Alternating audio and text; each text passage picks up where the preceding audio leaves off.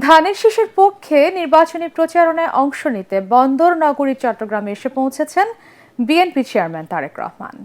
শনিবার রাত 7:30টায় চট্টগ্রাম শাহ আমানত বিমানবন্দরে এসে পৌঁছলে স্থানীয় নেতাকর্মীরা তাকে স্বাগত জানান।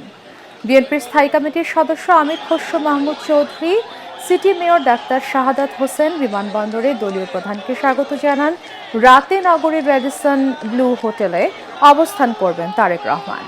রোববার সকালে শিক্ষার্থীদের সাথে তাদের ভাবনা এবং বিএনপির ভবিষ্যৎ পরিকল্পনা নিয়ে মতবিনিময় করবেন বিএনপি চেয়ারম্যান।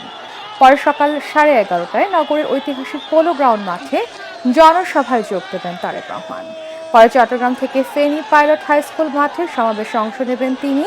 ফেনী থেকে কুমিল্লায় একে একে 3টি জনসভায় বক্তব্য রাখার কথা রয়েছে বিএনপি চেয়ারম্যানের। গভীর রাতে নারায়ণগঞ্জের কাঁচপুরে সবশেষ সমাবেশে অংশ নিয়ে গুলশানের বাসায় ফেরার কথা রয়েছে তার।